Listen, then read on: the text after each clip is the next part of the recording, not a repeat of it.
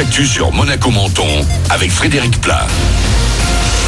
Bonjour, une semaine bien mitigée côté ciel sur Monaco et la Côte d'Azur. Les nuages étaient nombreux hier et aujourd'hui le seront encore, mais en laissant tout de même passer quelques éclaircies. Avant de commencer à baisser jeudi, le thermomètre va encore aujourd'hui afficher jusqu'à 21 degrés. C'était la météo sur Énergie avec La Trégo, votre restaurant les pieds dans l'eau. Port de Plaisance, Cap d'Aille.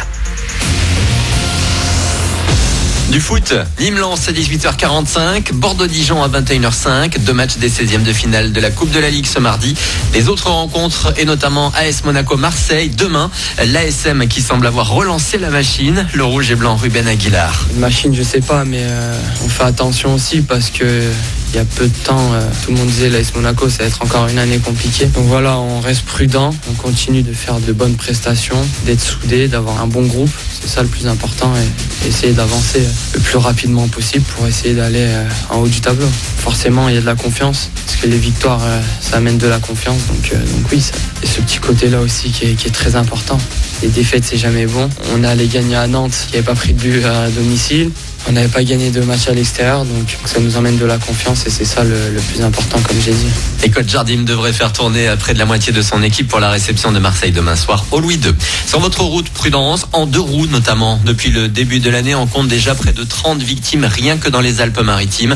L'association azuréenne G-Addiction appelle à la responsabilisation et la mobilisation après un nouvel accident mortel ce week-end à Beau-Soleil. Pour l'assaut, tous les conducteurs doivent se comporter en adultes et anticiper le fait que l'autre conducteur peut ne pas vous voir. Également dans l'actu, une mesure pour protéger les adolescents.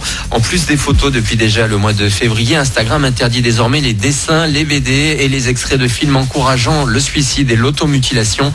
Une jeune Britannique de 14 ans avait mis fin à ses jours en 2017 après avoir consulté beaucoup de ce genre d'images sur Insta, ce qui avait poussé le réseau social à renforcer ses filtres. Le classement européen des Masters en management, il est tombé dans le quotidien britannique Financial Times. En tête toujours, l'université Saint-Gall en Suisse, HEC Paris reste 2e juste devant l'ESSEC à Cergy 3e. Belle progression dans notre région sud de l'IAE d'Aix-Marseille qui passe de la 51e à la 33e place. Guillaume Canet aux commandes et bien plus encore. Il va réaliser le prochain Astérix et Obélix, l'Empire du Milieu. L'info est tombée hier sur son compte Instagram, photo à l'appui. Ça se passe donc en Chine et c'est Guillaume Canet lui-même qui interprétera Astérix.